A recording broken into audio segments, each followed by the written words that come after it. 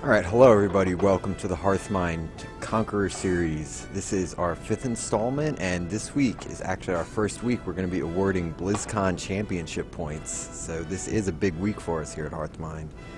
I am joined tonight, as always, by Bolek Askier Watson and Alex the Boss of Team Hearthmind. How are you guys doing tonight? I'm doing all right. I'm doing really well. I'm really enjoying the matches tonight, and I'm really surprised as to who we have in the finals today after looking at who signed up for the tournament. Yeah, it was definitely a stacked field to start with. I mean, we had quite a few names that came out for it, and in our final tonight we have Jab of Team Hearthlytics, who he was in the trying to think exactly what they called it. I guess the Road to BlizzCon in New York last year. So he was definitely a top finisher for North America, and he'll be facing WeonRico, who is this is the first time we've had him in one of our Hearthmind tournaments. I mean, I really haven't heard anything of him from any other tournaments either, but I mean, judging by his performance tonight, he's definitely a skilled player. So It's very interesting to see. He went through a bracket that included names like Chalky, who needs no introduction, and he did it with a mix of decks that are popular on NA and decks that are popular on the Chinese servers. He brought the mage that got popularized by Tiddler Celestial that really isn't big on the NA ladder. yeah, so it should be interesting because, like you said, he had WeonRico. He's bringing a rogue, he's bringing mage and priest, because against Jabs, shaman, rogue, and hunter. And for any of you that aren't familiar, it is the Conquest series. I'm sorry, it's been a long night. The Conquest format that we are running in our Hearthmind tournaments on Friday nights now. And how that works is that each player has to win, or I should say the winner has to win with all three of their decks to take the series. So there isn't any sweeps, so to speak, of like you just see one class run through all of the opponent's decks. You will see from whoever wins all three of their decks, and the opponent is not required to change if they lose, though they do have the option to. So it really creates a variety in the types of matchups that we can see. Was there anything else you guys wanted to add to this before we jumped into the games? Well, let's do this. All right, let me check with the guys, make sure they're ready to go.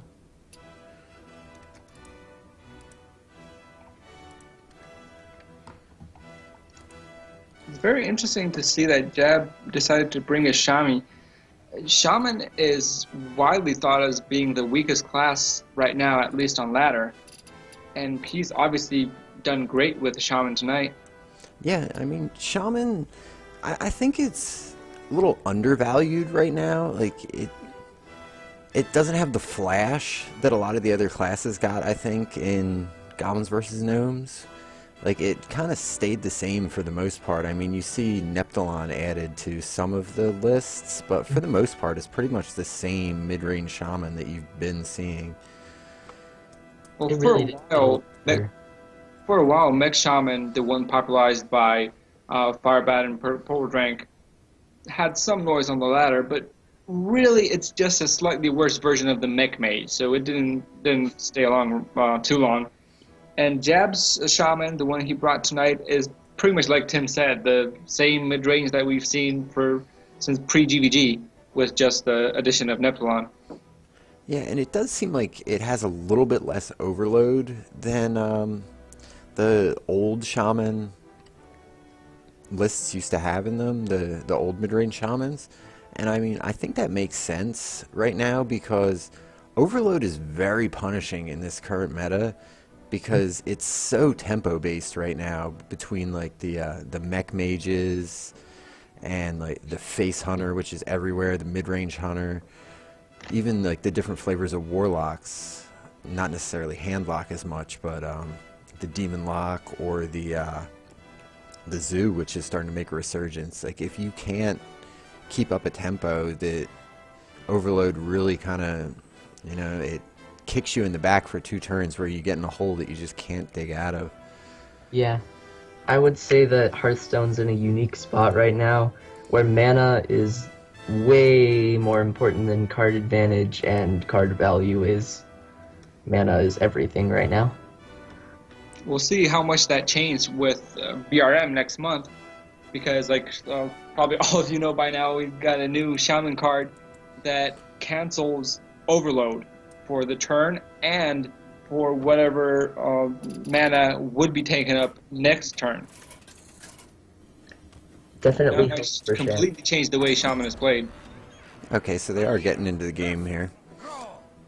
And it's going to be Rogue first for WeonRico against the Shaman that we were just speaking about for Jab. So this should be interesting to see. I have no knowledge of this matchup because I rarely ever play it. Yeah, I was going to say, like, I've seen a lot of Oil Rogue, and I mean, I've played a good bit of it. But against a Shaman, I don't think I've really had any matches that I can recall, so this should be interesting to see how it plays out.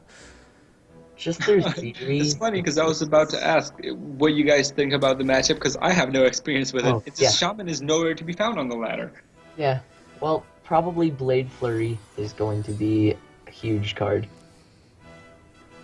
And Van Cleef, that's interesting. He's not always included. And I would say, too, that the Haunted Creeper, I think, is a strong starter for Jab here, because pretty much any class, like, I mean, any like that plays the smaller minions. Guys, Coin, Backstab, Prep, Fan of Knives, Edwin Van Cleef. It's very risky because if there was a Hex in Jab's hand, that Or would an be Earthshock. so punishing. Yeah, or the Earthshock, which he is holding. I was just going to say, that's such an all-in play, though. It's so And tempting, It's so though. tempting, though. Like, But that is amazing.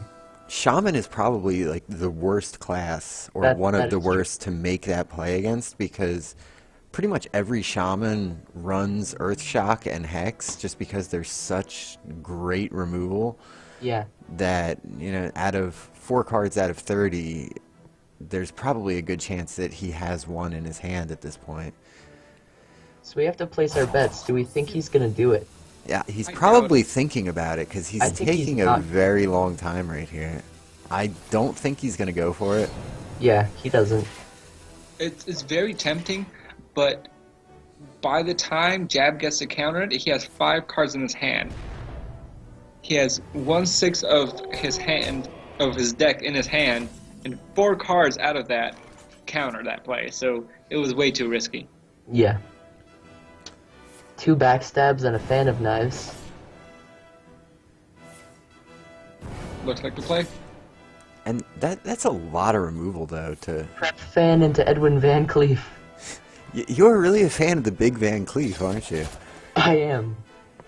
The other thing, too, that makes that play even more risky, I would say, is because, It's a 10-10. yeah, given the BGH. meta right now, BGH is everywhere. That thing is just asking to be blown up so many different ways. Well, it's gonna get basically removed by a 1-mana card, so that is not exciting.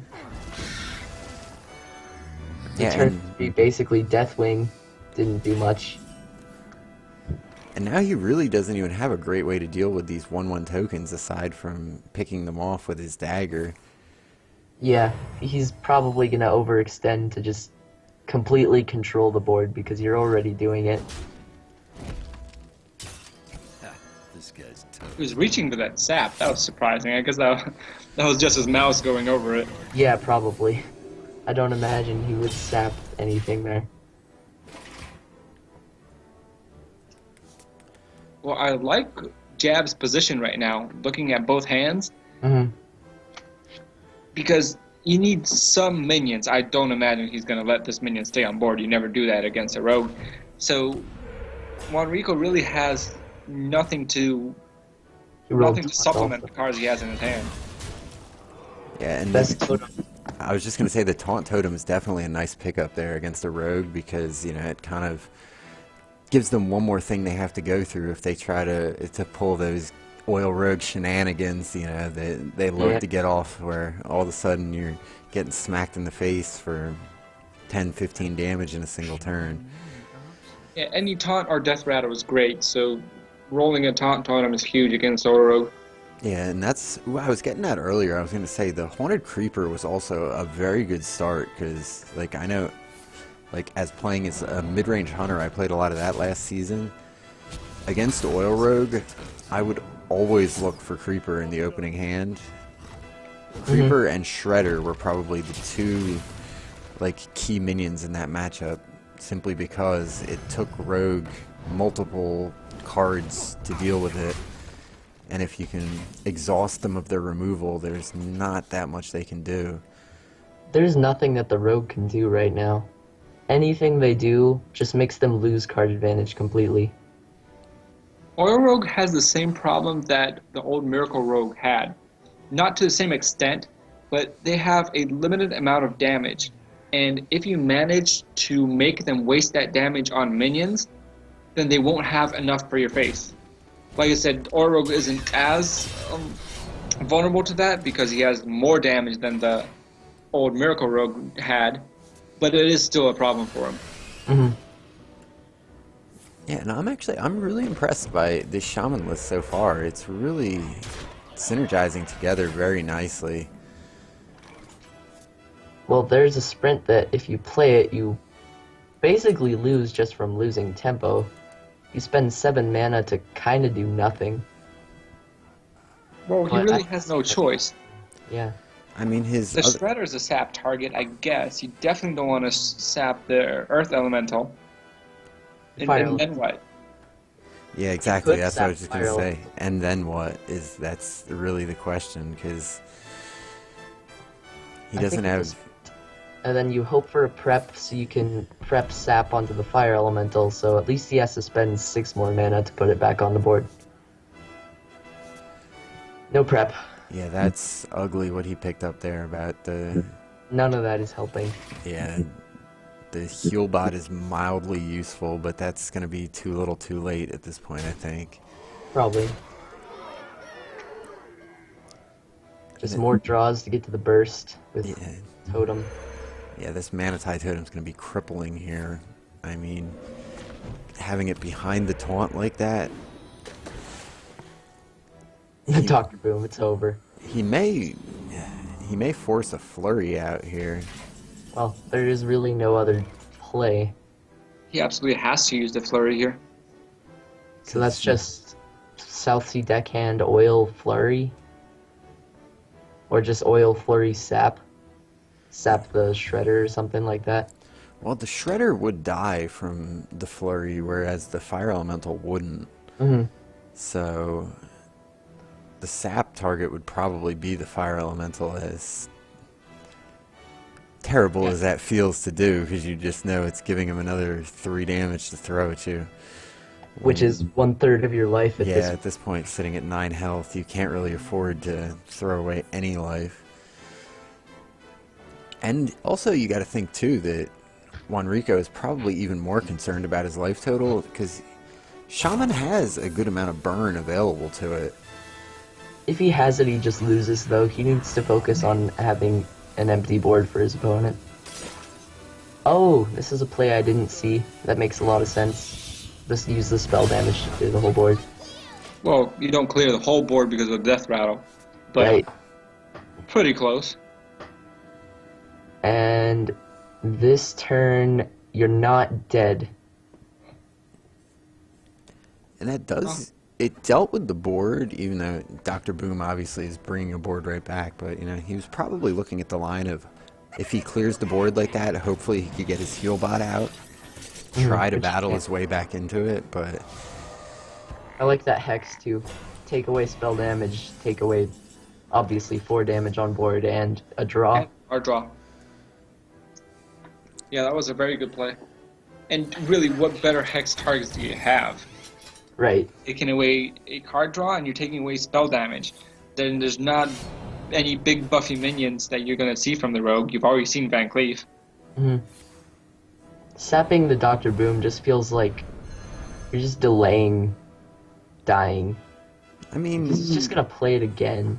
and then you get the army of boombots going on, but at the same time, at this point, he had to pretty much sap Yeah. that. There really wasn't. I don't think there was a single way to clear it at all. And I don't see any way he could have a lethal right here. So he's just gonna It's clean not up. yet, but really that sap was delaying the inevitable. Maybe he gets a. Oh, never mind. He can't sack a boombot because he got a high roll. And it wouldn't have mattered anyway. No amount of damage would have done it. Yeah, and at this point too, I think if I were in WeonRico's shoes, I would just call it at this point. Because that many boombots, the chances of them hitting your face to do enough to finish you off is very likely. 'Cause Yeah. by playing a minion out to the board, you're essentially just setting your opponent up for lethal at this point. So it's... You just have to sap your own hero. Yeah. Shield slam face, right? Twitch chat Right. loves that one, you know? It's Just always, sap your own hero to get yourself out of the game. always the pro play.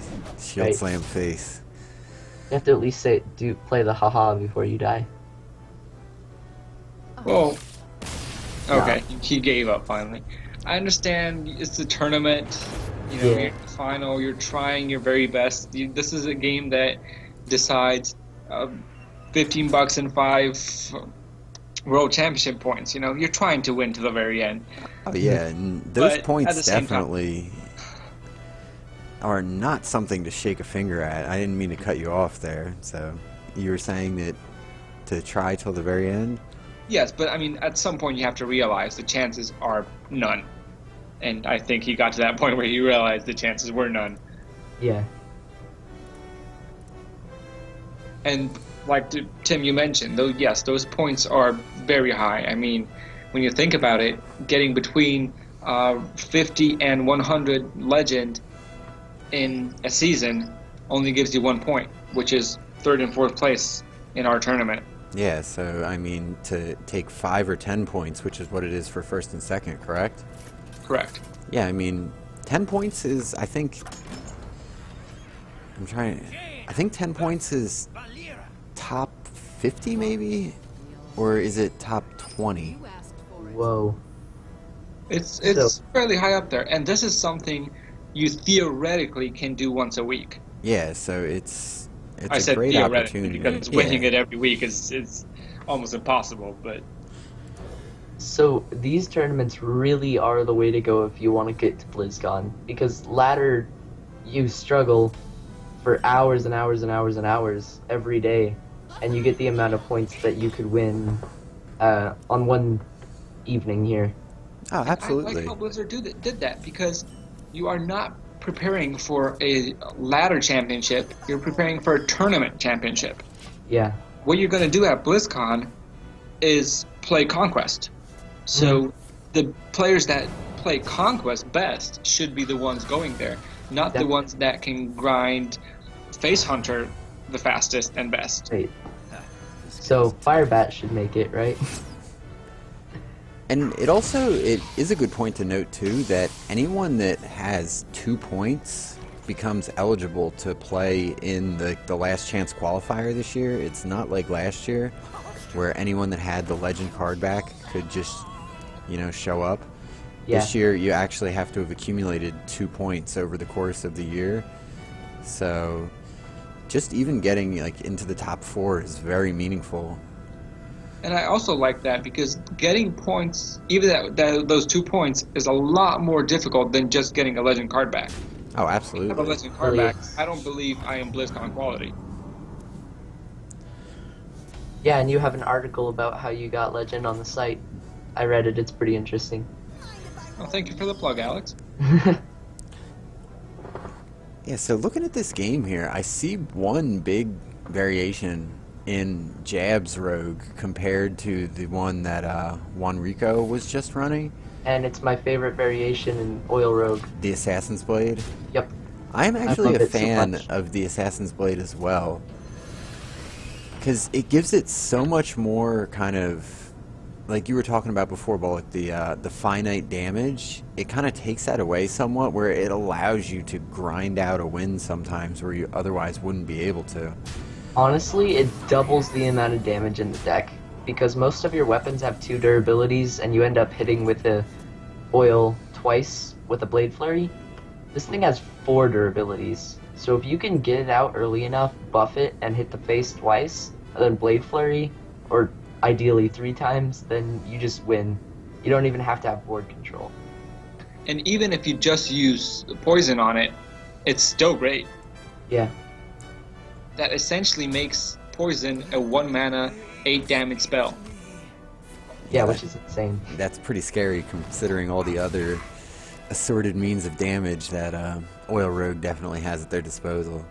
So its problem Yeah, is so pretty- definitely the mana, but I think it's got so much damage packed into it that it's definitely worth a try.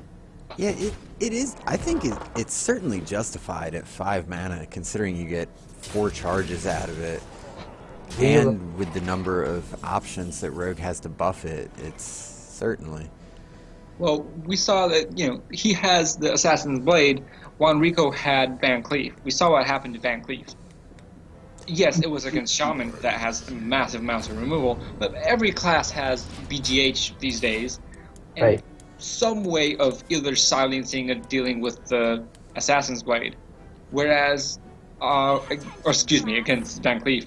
Whereas Assassin's Blade, really, you have Harrison, but he's kind of out of the meta right now. There's not that much that counters weapons. Yeah, this is actually a little interesting right now. What's going on here? Because if you look, WeonRico is looking at his hand. He's in a position where he could steal this game right out from under Jab. I actually think he will, because the rogue has to kill him twice. Actually, Yeah, has to kill him 3 Three times because he's sitting on the other ice block as well. He really just needs to draw a Frostbolt, and I think it'll seal the deal. He might Azure Drake. Just With the get- Drake, if he had a Frostbolt between the Drake, all the spell damage that he has from the Ice Lances, and Leroy, he might have this. I think it's Drake, and if you don't get the Frostbolt, you just load up the board with Mana Worm and Leper Gnome, and hit the face with the Loathhead. And you just hope that you're able to get the Frostbolt in the 3 turns that you bought yourself with the 2 ice blocks. Yeah, I Of would course, I agree haven't with that. played this deck. I would agree with that too, I think, because number one, the Leper Gnome is putting an additional 2 damage on the board in the process as well. The You Azure have to worry Drake. about your board. They can't just go crazy to the face. Yeah, and Oil Rogue generally doesn't run Ooh, taunts. Oh, wow. that's good. Right now, I don't know if I was him. Granted, that Azure Drake's probably not going to survive, but even without that, I don't know if I wouldn't just go double Ice Lance just for the 4 damage. Because interesting, that's yeah. 4 damage, he's got 6 with a Fireball, and then he's got Leroy on top of that. Guaranteed 2 from the Leper Gnome. Yeah, He's because getting really Yeah, close to lethal. You wouldn't be able to play Leper Gnome with the double Ice Lance. But that's 2 damage from Leper Gnome. No, I mean for next turn. I didn't mean like previous turn. I'm thinking okay. next turn, just not waiting for the... Well, for it the is Frostbolt, just go for it. 26 to get Frostbolt. I think this next turn's probably going to be Leroy plus Ice Block, I think. Yeah, 'Cause that's I'm probably assuming Jab is going to pop the block right here. best. And you give yourself 1 more turn to draw Frostbolt. Yeah, and if you don't, you still have the... What would he have? It would actually... I think that would be... Yeah, that would be lethal, because... Yeah. Unless his opponent heal bots, because Leroy would bring him down to 8, and then Fireball and 2 Ice Lances is more than enough to finish it. You know what would wreck that, though? Top deck Keys and Mystic. Yes, I don't think Rogue runs Kezan Mystic, though. I don't think I've seen that in any of the lists. I mean, pretty much everybody runs Kezan Mystic anymore, but I think Right. Rogue is one that I have not seen pick it up yet.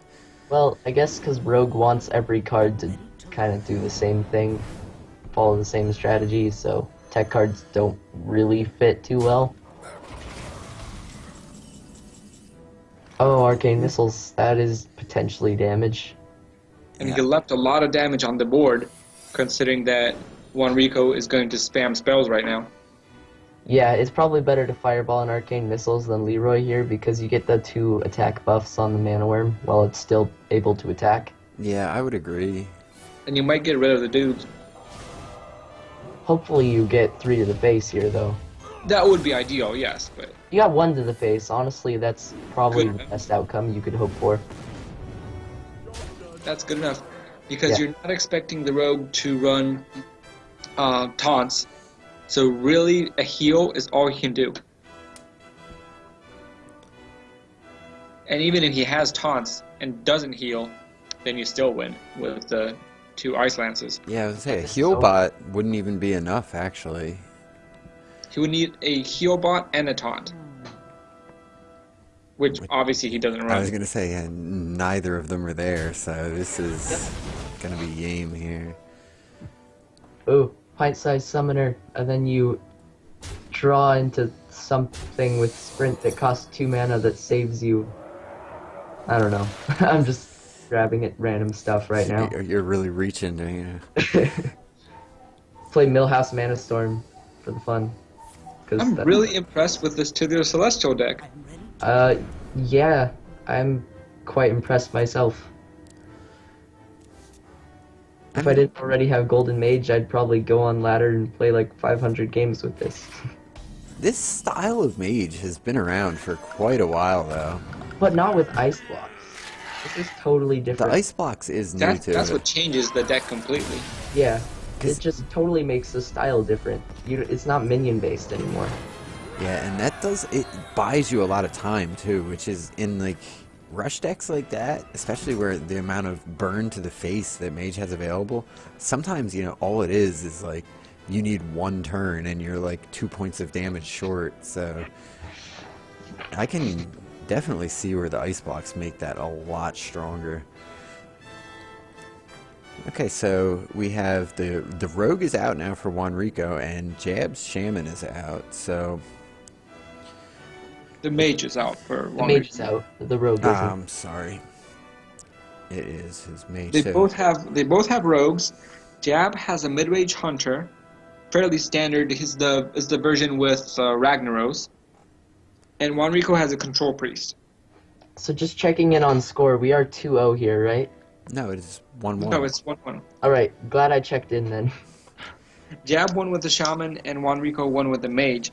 And I really like Jab's position here if he manages to get his oil rogue to go against that priest. Definitely. So if I were Jab, I would go with the mid-range hunter, because you don't want to go don't want to use the oil rogue before you go against the priest, because that's like a 90% matchup for you. Yeah, I would agree with that. Picking the hunter first here. Because hunter... Even... I'm thinking, like... Hunter's Solid oil rogue team, match yeah. is not the greatest, though. It's not greatest, but it's not terrible either.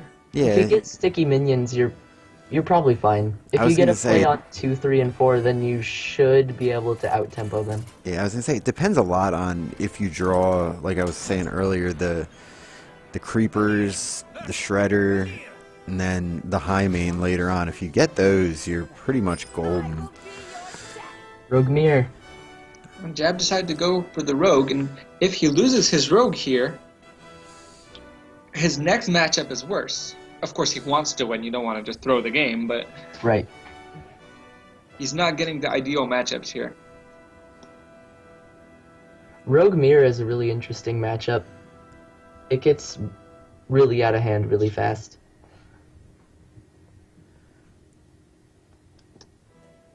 I'm just looking at the 2 lists here for the differences between them. The main one is WeonRico's Van Cleef to Jab's Assassin's Blade. And like we just talked about in the previous game, I think we all agreed on the fact that we like the Assassin's Blade way more than Van Cleef in current meta. Mm-hmm. Yeah, and Jab also is running Sabotage, which WeonRico does not have in his list, and I think that is definitely going to give him an edge in this mirror match as well. Mm-hmm. Definitely. It's better than Harrison in this matchup because you don't need the card draw that much, and you can prep it out so you can play it for 1 mana. 1 mana is more important than... Like, the discount on mana is more important than the card draw you'd get. That's No, my I take on mean, it. you really don't need more card draw. Half your deck draws cards. Yeah. And not to mention the fact that with the Sabotage, you're taking a minion and their weapon, not just one or the other. That's Or- something Play about the that- Rogue matchup that he just did right here. He hit the face with the dagger when he already knows he has a play for the next few turns, because face damage is so important in this matchup. Yes, it's even though it starts out really slow, it is kind of a race. Yeah. Fan of Knives on an empty board to race the opponent down. Well, It's but kinda what are you really going to use that on? Right. Are you going to really wait to get value out of it on a Violet Teacher turn? You have another one in case it happens. I agree with that. Hmm. He could have played Farseer, but that But would you have been need that, playing. you need that heal. This is a heavy damage output on both sides, so Mhm. you really want to get full value out of that heal. And he didn't go for SI7, he went for redaggering. Does he really want to get the combo off of it, or does he just value the dagger that much? Don't know. Well, here he can probably, let's see. Azure Drake would be a pretty solid play. Makes backstab kill Shredder. Now we're going to see if this man is Millhouse. That's not No, Millhouse. It is not Millhouse, and it is not Doomsayer. It's a fairly useless 2-2. Yeah, in this matchup, he's gonna be nothing but a 2/2. Sometimes though, when the hyena comes out, like Oh, if you get it as a hunter, it's great. But in this matchup, In this matchup, we don't exactly expect Unleash the Hounds to be played. not that that card is great in this matchup anyways, because you rarely have more than 2-3 minions on the board. Well, Violet Teacher sometimes can go crazy.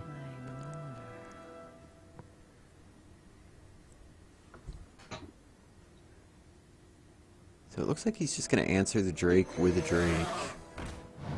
It's not great, but he really didn't have anything else. Okay, that's beautiful right Oh, there. that made it worth it. That was planned. I like that play from Jab, knowing that the top card of his deck was a backstab. Yeah, you Now- know, like, go ahead. Would you hit it with the face? I know you're preserving a minion, but at the same time, 4 damage is pretty significant here. I would, because I think that high main's gonna deal more than 4, or at least 4, and draw removal. And by high main, you mean that. yeah, as Oh, a Drake. sorry. Yes. Yeah, and also too, he has the one Farseer in his hand, so he does have a little bit of, that also creates a gap now where he can use the Farseer and get the full value. Whereas when he was at 28 health, if he needed to play that to fill out his curve somewhere, he would be losing out on effective life. So it looks like probably. Do you think Thalnos and Fan of Knives? Alnos, Fan of Knives, yeah. I don't know. Felon Nice clears the board.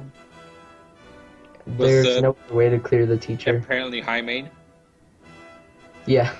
Hey, it's late. I meant Hyena, but yeah, they both start with an H. They're both hunter cards. They're both beasts. Close enough. It is close enough. Yeah, the High Main looks a little sicker than the last time I saw him, though, I have to say. He'd lost a few pounds. Yeah, must have been all those bones he's chewing on there. Why is the food always gone? And I'm kind of surprised he left the teacher on the board. Yeah, I really don't like that play that much. He has lots of area of effect spells in hand, so if he goes crazy on playing spells this turn, it doesn't matter because he can just kill them all instantly. So there's no value really to be gained. Yeah, this is true, and if he runs the teacher and dagger or teacher and some combination of something else into the Drake, he can then remove the teacher with just the dagger on his turn, or SI7 would do the job, or even a Fan of Knives if he runs that into the Drake. This guy's toast.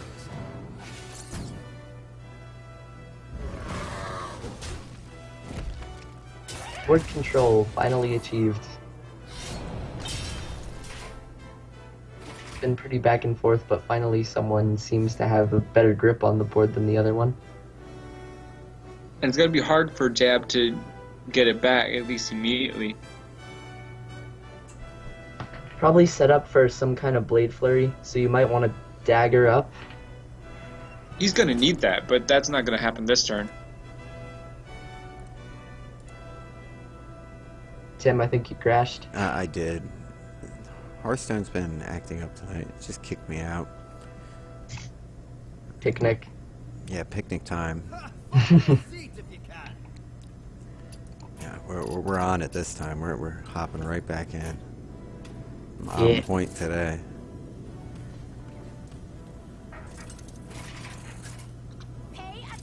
That happened to me also when I was recording the third place match as well. I've never had that happen before, so... Yeah, I think it may be if you don't move your mouse enough, like it thinks you're idle in the game and it just kicks you out. I'm not really sure, because, like I said, I was just sitting here watching it. I wasn't doing anything. So it looks like it was the Violet Teacher and Farseer was what Jab played, and now we're on to WeonRico's turn.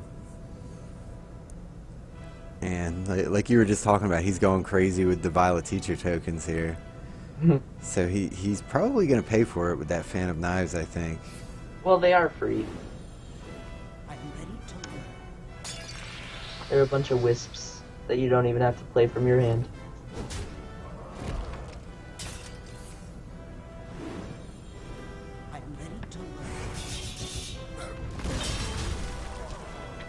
Yeah, and that flurry hurts there, I would say, because, like, in this match here, like, getting that big flurry set up, clearing your opponent's board, and then leaving yourself in a powerful position, if they can't answer it in kind, like, it really kind of is what makes or breaks the game, I think.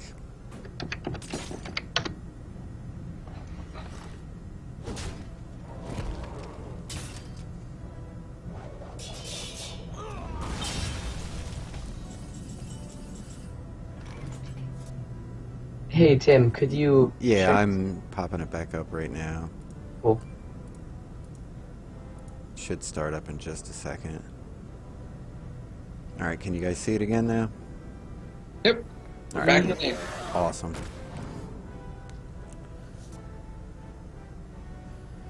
So it looks like the same game it was a few turns ago, but refreshed. Yeah, refreshed with slightly less cards, that's all.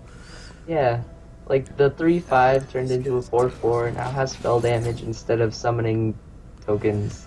That's about it. Yeah, because basically what you guys missed while you were getting back into the screen share there was essentially they traded Blade Flurries. Was what happened. So lots of damage left their decks then. Yeah, I mean... Jab's at 9. Well, Jazz at 9, he has to deal with this board, and there's an Eviscerate and a Blade Flurry on the other side. Yeah, that's scary. All he needs is a Deadly Poison and Silver.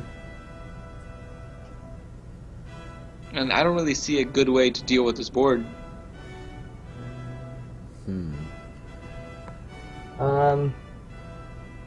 Fan of Knives, SI7 Eviscerate. You have enough mana for that and it fully clears. Yeah, that's the only way I see to fully clear the board. And I mean, that it does draw him a couple cards, too. Blood Mage, Fan. And then Dagger Blade Flurry. I mean, alright, I see that, yeah. yeah. Get that value out of the dagger. Yeah. Damage That added one, up. yeah. Why not?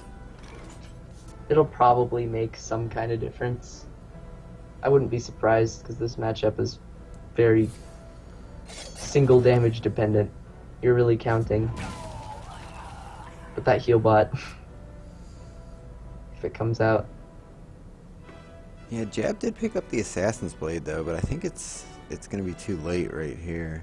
Yeah, there's no buffs for it, and you don't really want to spend the mana on it either. Actually, to be fair, I think it's probably the only card that could bring back the matchup because the opponent has so much more health than you. Well, if he got it prep and could prep the sprint and not spend a whole turn using it, then he might draw into something that can turn the game around. But this is a lot of pressure. He's dead the next turn to basically everything. Yes, he needed a heal, so he needs to either kill WeonRico this turn, or he's dead himself. Or he could risk that his opponent doesn't have a single point of damage and go for the winning play, which would be something like Assassin's Blade with a Shredder, and try to kill him the following turn, since he can't kill him this turn. Well, that's what he should go for, but we just know it's not going to work. If there's a Farseer in his Yeah, I was deck, gonna say if he has another Farseer left, I'm looking at the list. He does run 2. I believe we only saw one of them, and he could sprint for the Farseer. Though I mean, looking at WeonRico's hand, we know he'd still be dead with that play, but I think that's probably his best option here, because like you were saying, a rogue finding 1 point of damage out of their hand is not really something that you can This guy's toast. play around. he's just gonna max out on damage. Yeah, and hope that he doesn't have it. Yep. I like it. Probably the best play. It was the right play. That's what I would have done myself, just with the Piloted Shredder instead, just small difference, but kind of the same idea. And that's lethal in 3 different ways. Yeah. So The I want interesting to thing use all is- 3. I really like Jab's chances, even though he's down 2-1 in the series.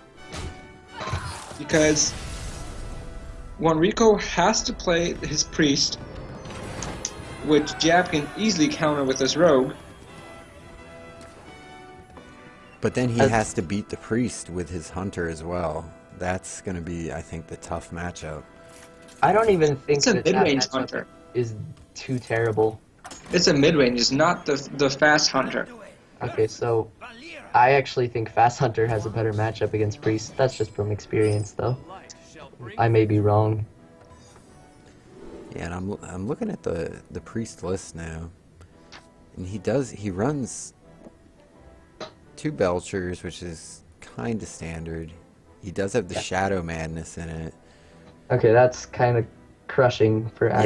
Yeah, for any type of aggressive class. Does he have 2 Zombie Chows? He has the Chows as well. So it's like standard control. Yeah, It's a standard control priest, yes. he's got the Chows. He's got. Oh, that's not odd. Is there any Shrinkmeister shenanigans? There may or may not be Shrinkmeister shenanigans as well. Shenanigans afoot. Alright. You know we love our shenanigans around here. And speak of the zombie chow and it will arrive, right? Right. Light of the Naru is actually... I really like that card. It was Yeah, one that when I first saw it, it seemed very underwhelming. But having actually gotten to play with it, I think it's a really cool and also very just all around good card. Like, it's not OP, but it's a strong card. And Oh, it's I solid, like and a lot. the synergy with Akanai Soul Priest is really great too. Because 1 mana, 3 damage, that also summons you a minion. It's great. Yeah, and also too, like the Light Warden, everybody when they first saw that was kind of like, oh, Light Warden, like what do I want that for? But Yeah. when you're getting it for free, essentially, and those things can grow out of control so quickly. Like you wouldn't believe the number of times I've seen like 10/10 Light Wardens Guys, or bigger. that thought steal. I mean, it's a really good card when you don't have to pay for it. It's That kind thought of like steal. Goldshire Footman. I would never put Goldshire Footman in my deck, but if it pops out of a Belcher, I'll take it. That thought steal, huh, Alex? That thought steal. That was a backstab and a belcher he got, right? No, a backstab and a Blood Mage Thanos. So he got. Oh, so he got to clear. I thought the belcher came. Usually you don't get synergy when you thought steal against a rogue because all their cards are so dependent on being a rogue, I guess you could say. Yeah, Having weapons and spell damage and stuff, but he happened to get spell damage and a clear. Yeah, I was just gonna say where you were going with that. That rogue is probably the worst class to play thought steal against. Except Shaman, because you don't want Shaman's cards. They're just kind of crap, aren't they? Well, they're getting better. They're getting Alright. Lava Shock. They're getting Lava Shock. So Alright, well, that's only 2 cards in a 30 card deck. Yes. Hunter has 30 OP cards in their deck, so. yeah, now There's you'll be able not- to. You'll be able to thought steal all the overload cards that shamans are going to be playing now, and Oh, that's just great. not be able to unlock it with the Lava Shock because you don't get that. No, you'll probably end up thought stealing Earth Elemental and Lava Shock. That'd be sweet. That would be actually pretty good. Earth Elemental would be super OP in a priest deck. Oh, yeah. As long as it doesn't get hunted or killed by the Black Knight. This turn is kind of tough. It doesn't look like there's a good way to clear. This game is kind of tough. Yeah. I mean, this is really a ridiculously bad matchup. Why is Hearthstone so hard? Now, you're saying it's a bad matchup from whose side? Right now, it actually looks like the Rogue is losing just because the Priest was able basically to thought steal and they took control of the board, but Yeah, It'll I'm level afraid out. that's temporary. yeah. Yeah, and one thing that's been in my experience too, as playing some priest, that against Oil Rogue, if you can buff up minions, if they don't have a sap for it, they really have a hard time dealing with high health minions. They have to have a Blade Flurry. Yeah, and not just like a small blade flurry, like Yeah, one of big- their, they kind of blow their wad, so to speak, just to get rid of your, whatever, 310 Auchenai or whatever kind of craziness you get, from Dark Cultist, things like that. Guys, this is Burst Priest right now. He has Light of the Naru for 3. He has the Zombie Chow for 5. He has the Hero Power for 2. And if he does Dr. Boom with the circle, the bombs also are burst damage. You know what? It sounds crazy, but you're right. I mean, Yeah, that's like more than 10 damage that you can do in the next 2 turns. this is definitely the best I've seen Priest look in a Oil Rogue matchup in a while.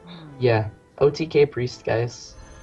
Turns out it's not best to play Priest with Divine Spirit, Inner Fire, and Stormwind Knight. Who would have thought? I'm actually surprised he didn't drop the Deadly Poison on his Assassin's Blade while he had the mana to do so. He might be holding on in case of Harrison. Yeah, but if he Harrisons you right now, do you have a chance of winning anyway? I will. I'll take that counterpoint there. Yeah. Lotheb is basically game also. Yeah, because he's probably missing that Deadly Poison right about now. You really don't have a choice, you just have to play the Shredder or the Teacher, then end your turn by hitting him in the face, I guess? You don't want to hit Zombie Chow, and you don't want to hit a minion. Yeah, and it's Well, interesting too where you said about the Deadly Poison. If he had played that, Oh, yep. he could have cleared the Auchenai right here. Good point, me. and then the zombie chow would not have been nearly as threatening. Yeah, I look at Hearthstone nowadays as mana is the most important thing. So if you have chance to use your mana, you just might as well use it.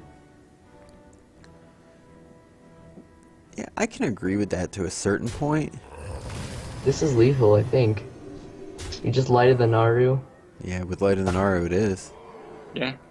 or you could light the Naru and then Dr. Boom circle. For the extra BM flavor. No, he's And for the chance that it doesn't actually work. Because the death rattle of the Shredder would trigger first. he's Well, gonna now be. I sound stupid with my 90-10. Yeah. So that's the series for WeonRico, isn't it? Wow. 10 is not 0, apparently. Yeah, this is correct. And 0 is not 1, and -1 is a number. Whoa. Yeah, I know. Mind blown, right? Great. So, all right. So there you have it. WeonRico actually takes the championship in our first point awarding Hearthmind Conqueror series. So he's going to be picking up 10 World Championship points. Dang. Yeah, big things coming for him. Yeah. And Jab will be also taking home 5 from this. So congratulations to both of them. And Well, I'm sure we'll see those guys back next week because, you have to get a lot more points to actually get a chance to go to BlizzCon. oh yeah, it's definitely. I mean, I think over the next few months, you're going to see more tournaments starting to be able to award them, and also too like the larger the pro scale events like the ESLs and things like I know are looking to move into being able to award the points where they're going to meet the requirement of having so many open qualifiers to get into them. So it's definitely going to be an exciting few months of Hearthstone leading up to BlizzCon for sure. And next month, the meta is going to be basically reset. We're going to have to figure everything out. Yeah, that's always fun, getting the new cards, getting to look at them, try to figure out the new decks. I have a couple ideas of things I want to delve into when we get Blackrock Mountain. And I haven't even thought about it. Yeah, well, I think Warrior is going to be a class that's going to turn out to be a lot of fun. I think we're going to see a lot of people trying different things there. That's probably what I'm going to try. It seems like Blizzard's really trying to make another warrior archetype viable, Yeah, which is great because right now we have one, so it'd be really nice to have something else going on for warrior. Come on, there's Fatigue Warrior. Come on. yeah, I think it's good to have variety like within the classes where like each class should really have at least I think 2 viable or at least not necessarily top tier but viable where you can take it into competitive play and be able to win games if you play the deck well. Like it shouldn't be just if you're in a tournament and you see a warrior, 99% of the time it's control warrior and what almost the entire list is going to be. I mean, Yeah, you shouldn't know your opponent's deck list yeah, just by seeing class. and hopefully this injects some more variety into it. So I'm looking forward to it. Was there anything else you guys wanted to add tonight before we close things up? Like I know you had some announcements you wanted to make, Bullock, and I believe you had one as well, Alex. Correct? I do. Who wants to Go ahead, first? Alex. All right.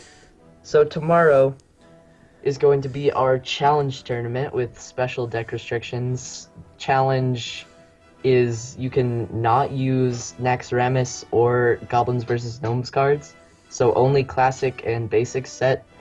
So bunch of old cards that we haven't seen isolated on their own in a while. So deck building is going to be a pretty big deal.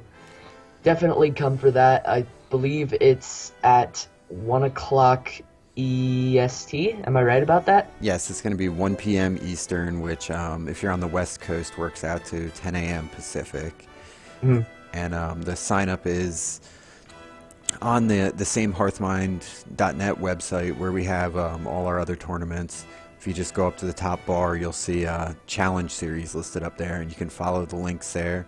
It gives you a breakdown of all the rules and the link to sign up, view the brackets, all that good stuff you have with any other tournament. So definitely, I hope you guys will come and check it out and have some fun tomorrow. And the third thing you can find in the menu, you might have noticed that the Hearthmind website has been redesigned a little bit to accommodate the variety of tournaments we run right now. The third flavor of tournaments that we run is a pay-to-enter tournament. It has a $50 prize pool with the first two, the top two getting payouts of $30 and $20 respectively. And it's limited to 16 people only. It's designed to be a very fast, middle-of-the-week tournament, and it's also a conquest format. And come check it out. If you want to play a tournament in the middle of the week and you don't really have time for long, open, 100-player tournaments, it's a $5 entry. You get a chance to multiply your money tremendously by beating only 7 people. So, yeah, give it a shot. I'm just going to throw in right there where how you said that it is conquest format. I just wanted to clarify in case anybody wasn't sure that, because like our Friday night tournament, how we run the conquest from the semifinals up, and it's like a modified conquest in the earlier rounds. For these 16-player tournaments, the entirety of the whole tournament is best of 5 conquest. So just so anyone is aware of that if they were unsure. And was there anything else, guys, or did we about cover it? That's about it. I think that's it. All right, awesome. So thanks everybody for coming out, watching us, and we did just have the finals casted live tonight. We will have up tomorrow, sometime later in the day. We'll have on our YouTube channel. We'll have the commentary of the semifinals and the third place match as well. So definitely be sure to check them out as well to see the great competition there. So I think that about does it for tonight. So all right, again, thanks for coming, guys, and have a good night.